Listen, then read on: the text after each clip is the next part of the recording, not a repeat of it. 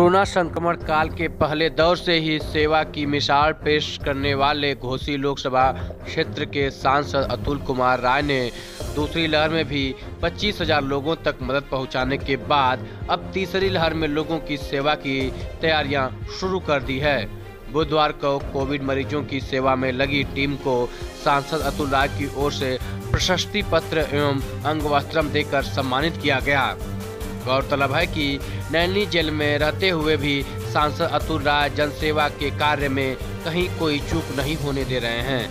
सांसद प्रतिनिधि गोपाल राय ने बताया कि बीते 51 दिन में कोविड की दूसरी लहर में सांसद अतुल राय की प्रेरणा एवं निजी सहयोग से सचल अस्पताल रूपी एम्बुलेंस के साथ पैरामेडिकल टीम गांव-गांव पहुंचकर कोविड मरीजों का ऑक्सीजन, तापमान चेक कर निःशुल्क दवा किट दे रही है।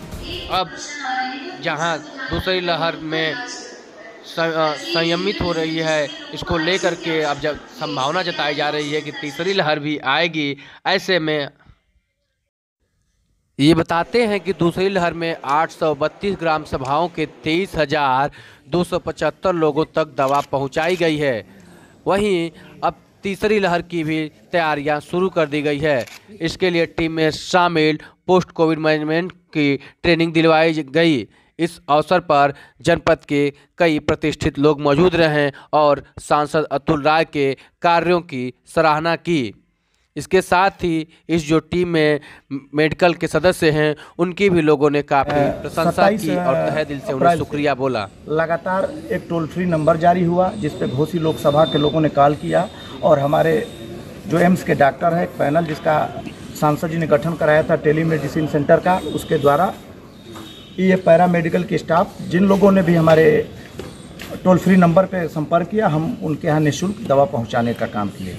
उसके बाद जब हमें ये महसूस हुआ कि इस ज़िले में ऑक्सीजन की आवश्यकता है, हमने जिलाधिकारी महोदय को सांसद जी ने लेटर लिखा कि हमें जगह उपलब्ध करा दी जाए, हम अपने पैसे से यहाँ ऑक्सीजन का प्लांट लगाएंगे। लेकिन जब उसमें देर होने लगी, हमें महसूस हुआ तो हम किंतु परंतु में नहीं गए। हमने तुरंत सांसद जी ने व्यवस्था करके फरक्का से जंबो सिलेंडर दिया, जो हमने यहाँ के सीएमओ महोदय को उपलब्ध कराया। उसके बाद हमें यहाँ के एक वरिष्ठ अधिवक्ता है हरद्वार राय, उनके थ्रू ये जानकारी हुई कि सरकारी हॉस्पिटल में स्ट्रेचर और व्हीलचेयर की कमी है। हम लोगों ने तत्काल सीएमएस को दोनों चीज़ें उपलब्ध कराई। उसके बाद हमें लगा कि अभी भी ऑक्सीजन की बहुत इस लोकसभा में कमी है, तो हमने ऑक्सीजन के लंगर लगाने का काम किया। हमने आप लोगों ने देखा है कि हर उस सार्वजनिक जगह पे, चाहे वो किसी कौम का मंदिर हो, मस्जिद हो, देवालय हो, वहाँ पे ऑक्सीजन कंसंट्रेटर देने का काम किया। इसके अलावा दीवानी कचहरी में भी हम लोग लहर के दौरान जब लोग अपने घरों से बाहर नहीं निकलना चाहते थे, अपने को असुरक्षित महसूस करते थे, तो हमारे इन पैरामेडिकल स्टाफ के साथियों ने एम्बुलेंस के द्वारा लोगों के घर घर गांव-गांव पहुंचने का काम किया। इसलिए माननीय सांसद जी की तरफ से इन लोगों को आज सम्मानित करने का काम किया गया है, जो हमारे मऊ जिले के चेयरमैन, नगरपालिका चेयरमैन माननीय तयपालकी के द्वारा इन लोगों को सम्मानित कराने का काम साथियों किया गया है। ये बच्चों पे ज़्यादा अटैक करने का काम करेगी।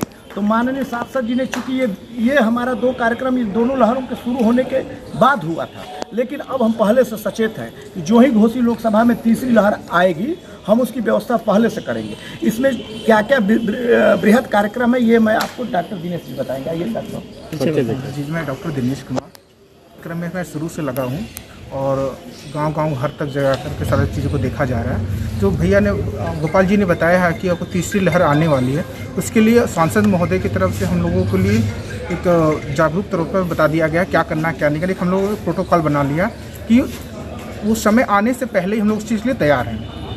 हर गाँव में हम लोग मेडिकल कैंप लगा देंगे, हर एक विधानसभा में, जिससे कि इस बार की तरह हम लोग दौड़ना ना पड़े।